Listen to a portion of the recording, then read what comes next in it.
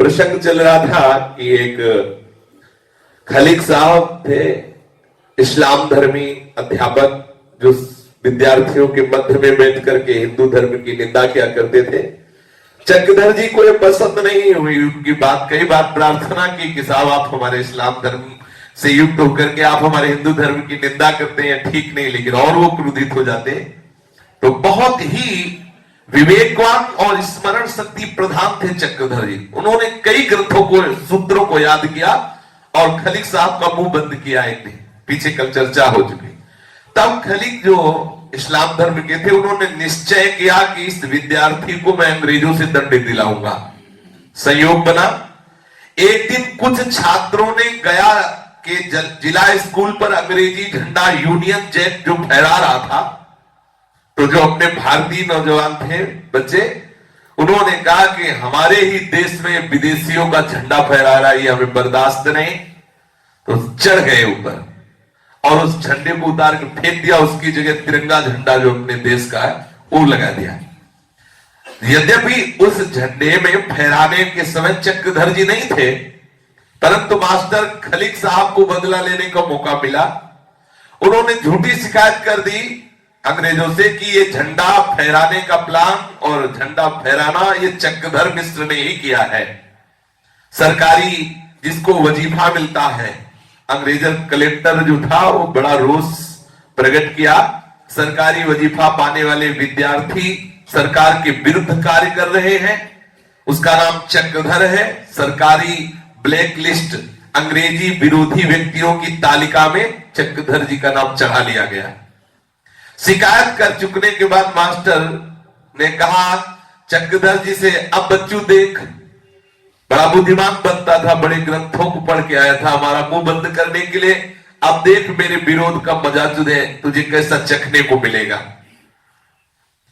अब मैं देखूंगा कि तू कैसे आगे क्लास में पढ़ सकता है। तेरा वजीफा बंद करवा दूंगा, तुझे स्कूल से निकलवा दूंगा, तुझे अंग्रेजों से दंड दिलाऊंगा।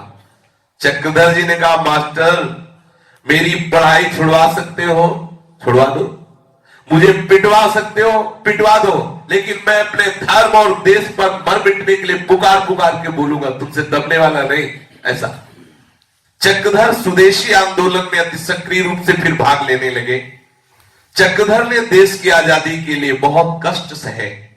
उनकी देशभक्ति पूर्ण गतिविधियों को देखकर अंग्रेजी सरकार उन्हें गिरफ्तार करना चाहती थी, परंतु पुलिस के हाथ लग नहीं पाते थे।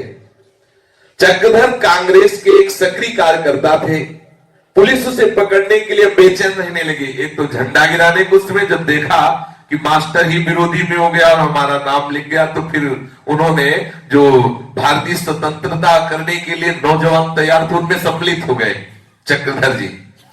गया शहर की बात है, चक्रधर गया में फकरपुर के राज परिवार के श्री लल्लन जी के साथ रह रहे थे। पुलिस को इसकी सूचना मिल गई। सूचना मिलते ही अचानक पुलिस पहुंच गई और उसने लल्लन जी के घर पर घेरा डाल दिया। चक्रधर जी घेरे में फंस चुके। जब उनको पता चला कि आसपास पुलिस है, बड़ी कठिनाई का क्षण, पर उन्होंने धैर्य नहीं छोड़ा। सच्ची सेवा भावना को प्रभु की ओर से सहायता मिलती है। कोई भी देशभक्ति की हो या किसी की भी सेवा की, अगर सच्ची भावना है तो भगवान वैसा विवेक, वैसा बल दे देते हैं। किसी अचिंत्य विधान के अनुसार भाग निकलने के लिए वो सोच रहे थे कैसे निकलूं, आसपास तो अंग्रेजी पुलिस लगी है। तो लल्लन जी की सुपुत्री स्कूल पढ़ने जाया करती थी। उसे स्कूल जाने के लिए एक बंद दरवाजे वाली एक फिटिंग गाड़ी आया करती थी। चक्रधर जी ने उसका लाभ लिया। तुरंत एक लड़की का वेश बनाया, बगल में झूला टांगा और उस गाड़ी में बैठ गए और किताबों का थैला लेकर के। अब सबको पता था कि उनकी लड़की स्कूल जाती हुई, चक्रधर स्कूल जा रहे हैं उसमें गाड़ी में बैठ करके। पुलिस के घेरे से बाहर हो गए और अपने गांव फकरपुर चले गए। जब पुलिस को भी पता चला कि इनके घर में चक्रधर जी नहीं है तो निराश होकर लौट पड़े। चक्रधर जी अपने गांव फकरपुर में थे, तब पुलिस के अफसरों ने उनको पकड़ने के लिए वारंट जारी कर दिया और वो वारंट अरवल थाने पर भेज दिया।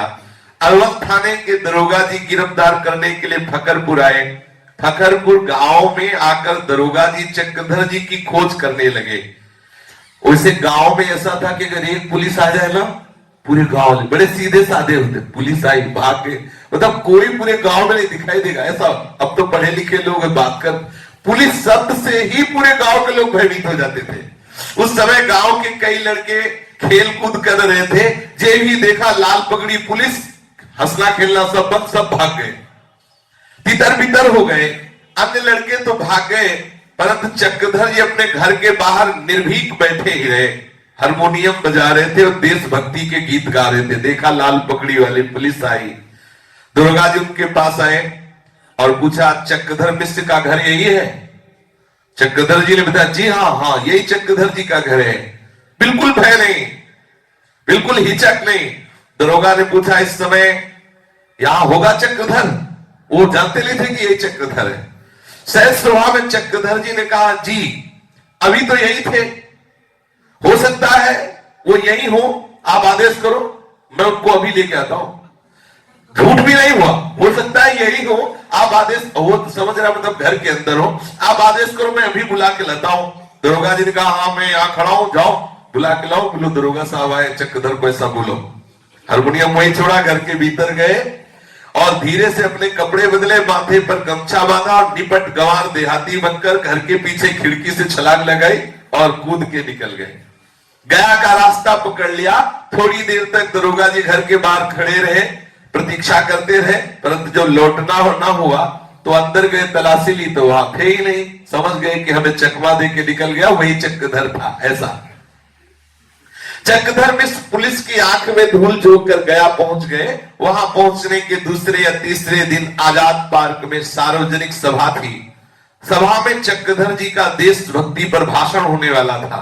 भाषण सुनने के लिए दूर दूर से नवयुवक वहां आए हुए थे। पुलिस चाहती थी कि यहाँ जो भी भाषण देगा उसे बंदी बनाया जाएगा और दंड दिया जाए। जब ये पता चला कि जिसके लिए सरकारी वारंट निकला हुआ है वही चक्रधर यहाँ भाषण देगा, और बड़े बड़े सावधान, पता था कि ऐसा कुछ होगा, तो जो भाषण देने के लिए टेबल रखी जाती है ना, कपड़ा जैसे ऐसे डाला जाता है, लंबा कपड़ा, जब टेबल रखी गई थी उसी के लिए जो बैठ गए थे, एक भी आदमी नहीं आया था श्रोता। अब धीरे धीरे श्रोता आना शुरू हुआ, पुलिस लगनी शुरू हुई कि यहाँ जरूर भाषण होगा, अब देखना है कि यही आएगा, जरूर बोलने आएगा उसे, और वो पहले ही टेबल रखने के साथ ही पहले ही बैठे उससे नीचे। पुलिस ने आजाद पार्क को चारों ओर से घेर लिया इसलिए कि जे भी चक्रधर सभा में भाषण देने के लिए आएगा, पार्क में घुसने के पहले ही उसे बंदी बना लिया जाएगा। पार्क में चक्रधर का जोशीला भाषण सुनने के लिए हजारों की भीड़ इकट्ठा हुई। सभा का कार्यक्रम शुरू हो गया, परंतु चक्रधर कहीं भी दिखलाई नहीं दिए। जनता के दिल में उत्सुकता थी कि चक्रधर कब आएंगे और कहां से बोलेंगे। किसी को पता, सबको थोड़ी पता था। पुलिस की आंखों में बस एक ही, वो चक्रधर कहां से आ रहा है, बस यही तलाश थी। चक्रधर को गिरफ्तार करने के लिए स्वयं कलेक्टर भी आए हुए थे, क्योंकि उस नौजवानों को भड़का रहे थे। स्वतंत्रता के लिए नौजवानों को अपने पक्ष में सम्मिलित करके अंग्रेजों के विपक्ष में कर रहे थे। कुछ लोगों का साधारण भाषण हुआ। सभा संयोजक ने सूचना देते हुए बतलाया कि भाई चक्रधर मिश्र का भाषण होगा। जनता की उत्सुकता और पुलिस की बेचैनी कि कहां से आएगा चक्रधर। आसपास तो जब शुरू ही हुआ था लोगों का आना, तब से पुलिस लगी थी, चक्रधर आएगा कहां से। सबकी खोज थी कि चक्रधर कहां है। चक्रधर जी टेबल का पर्दा हटाकर टेबल पर चढ़ गए और ऊपर भाषण शुरू कर दिया। तो भगवत प्रदत्त बुद्धि होती है। टेबल का पर्दा उसी के नीचे थे, पर्दा हटाया और वह भाषण शुरू किया, और उनका वो जोशीला भाषण, सब आश्चर्यचकित हो गए। अरे ये युवक तो बड़ा चालबाज निकला। वो सरकारी ऑफिसर बाहर ही खड़े खड़े सोचते रह गए, और हजारों की भीड़ में चक्रधर जी अपने देशभक्ति का बड़ा प्रभावशाली भाषण किया। भाषण पूर्ण होते होते ही कलेक्टर साहब ने अपने सरकारी आदमियों के साथ चक्रधर मिश्र को बंदी बना लिया। फिर उन्हें जेल जाना ही पड़ा। चक्रधर जी जानते थे कि आज तो मुझे गिरफ्तार ही होना है। सार्वजनिक सभा में चक्रधर ने भाषण अंग्रेजी सरकार के विरुद्ध दिया। इसे राजद्रोह के अपराध में चक्रधर को 6 मास की सजा सुनाई गई। ये प्रसंग सन 1928 और 1929 ईस्वी के बीच का है। चक्रधर जी जब जेल में थे तो घर के लोग उनसे मिलने जेल में गए। घर वालों को बड़ा दुख हो रहा था कि जेल में उसे बहुत कष्ट भोगना पड़ेगा। जेली पोशाक में खड़े हुए चक्रधर से बड़े भाई ने कहा कि तुम क्षमा मांग लो अंग्रेजी सरकार से, तो तुम्हें क्षमा मिल जाएगी। इसके लिए चक्रधर ने कहा जो भारत विरोधी जन है इनके आगे मैं गर्दन झुकाऊं, क्षमा मांगू, कभी ऐसा नहीं हो सकता। 6 मास की सजा भोगने के लिए चक्रधर तैयार हो गए, लेकिन क्षमा मांगने के लिए नहीं। जेल में चक्रधर को बहुत ही यातना भोगनी पड़ी। अंग्रेजी जो सरकारी आदमी थे बहुत दंड देते थे भारतीय नौजवानों को। जो गया जेल का सुप्रिंटेंडेंट प्रौढ़ावस्था वाले विशाल का एक आयरिश अंग्रेज था, वो थोड़ा लंगड़ा के चलता था, उसे लंगड़ा साहब कहते थे। बड़ा ही दुर्दांत कसाई था, वो बहुत मारता था। जो भी भारतीय स्वतंत्रता सेनानी संग्राम करने वाले नौजवान थे उनको बहुत मारता था, मतलब बहुत तरह से कष्ट देता था। वो शौचालय से विष्ठा मंगाकर इसे पूरे मुंह में पुतवा देता, मार मार करके पूरे शरीर को सुझवा देता। जब वो जेल का निरीक्षण करने के लिए आता तो कैदियों से सबको पहले उसके आदमी बोलते हैं कि जो ही साहब आए तो सब बोलो सर झुकाकर सलाम साहब, सब ऐसे जितने भी भारतीय सैनिक जो पकड़े गए थे स्वतंत्रता के लिए, कैदी साहब भयवश सलाम करते हो। बड़ा तगड़ा था, अगर कोई सलाम नहीं करता तो बहुत मारता, गिरा के छाती में बूटों से रोकता, खून की उल्टी हो करता। पर वो मतलब बहुत कसाई था, खूंखार बन जाता। चक्रधर जी ऐसा कैसे हो सकता है कि सलाम कह के सर झुका दे, ऐसा नहीं। चक्रधर कांग्रेस कमेटी के थे, चक्रधर पर बड़ी कड़ी नजर रखी जाती थी।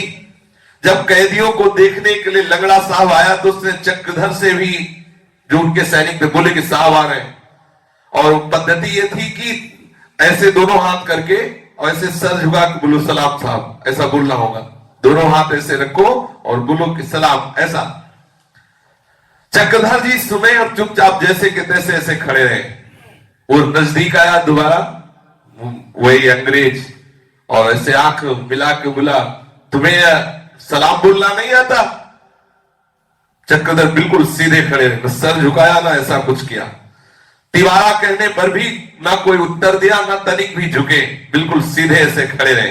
वो क्रोध से भड़क उठा, उसने बड़ी जोर से घूसा सीधे यहां मारा नाक पे, ऐसा लगा आंख फूट जाएगी। नाक में घुसा लग, अब बहुत जोर से घुसा, खून खून एकदम, और मूर्छा गई, चक्रधर जी को गिर गए। चक्रधर जी को जेल के अस्पताल में भर्ती करा दिया गया। 15-20 दिन तक लगातार अस्पताल में भर्ती रहना पड़ा। ऐसा हो तगड़ा तंदुरुस्त है, सब मांस खाने वाले लोग, ऐसे जोर से घुसा मारा कि सब टूट गया यहाँ।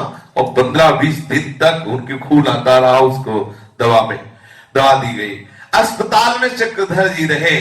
बार बार चक्रधर जी को देख रहा था कि अब तो बहुत दुर्गति भोगनी पड़ेगी, क्योंकि अंग्रेज लोग ऐसे कसाई हैं। तभी तो अंग्रेजों से घृणा थी।